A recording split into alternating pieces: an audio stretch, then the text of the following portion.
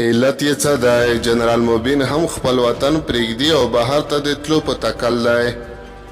د جبل سراج سیمنټو پروژه کې زرګونه کسانو ته د کار زمینه برابرېږي. سلام ستړي مشئ، پام وکړئ د امپراتور ټي یوټیوب چینل څخه دوه تازه او مهمو خبرونو ته.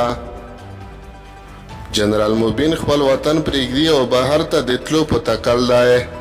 د افغانستان اسلامي امارت د ټولنیزو رسنیو مشهور مبارز او د کابل قومندانۍ پخوانی ویان موبین خان چې په جنرال موبین مشهور دی وایي اړ دی چې نور افغانستان پرېږدي او بهر ته لاړ شي.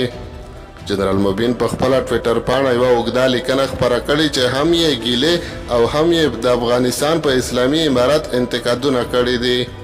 موبین وایي په سخت وخت کې مې مبارزه وکړه، شخصي پیسې مې د امارت په مرړو ترړو مصرف کړې، خو نن چې واک ته ورسېدل ما عصب خرابی بولي. نه یوازې عصب خرابی بلکې 15 ځلې زندان ته هم واچولم. موبین خان زیاتوي چې هر ماښام یې کوچنی زوی او بوډا مور د کور دروازې ته ګوري چې موبین خان به کور ته دننه شي او که بیا به اسلامي امارت زندان ته اچولی وي.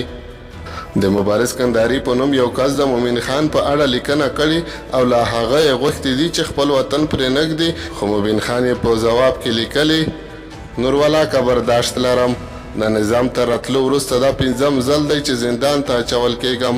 کوم جرم مې کړی؟ خیر دی دا حق خو لرم چې وضاحت راکړي. هغه زیاتوي چې نور دلته په افغانستان کې د پاتې کېدو هیڅ حوصله نه لري.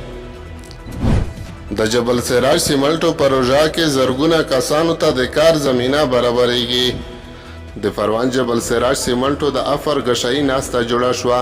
د قانون او پټرولیم وزارت د مطبوعاتو د دفتر معلوماتو له مخې په دې ناسته کې د قانون او پټرولیم سرپرست وزیر د یادې پروژې د اکتشاف، بهیر، استخراج او پروسس د پراختیا په اړه ګډونوالو ته معلومات ورکړل.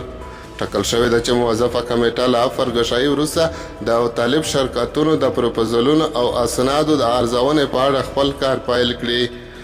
د یادونې وړ ده چې د جبل سراج سیمنټو پروژه د څه د پاسه 200 میلیون امریکایي ډالرو په پانګونې سره په ورځني ډول په 6,000 ټنو سیمنټو د تولید ظرفیت لري او زرګونه کسانو ته به مستقیم او غیر مستقیم ډول د کار زمینه برابره شي.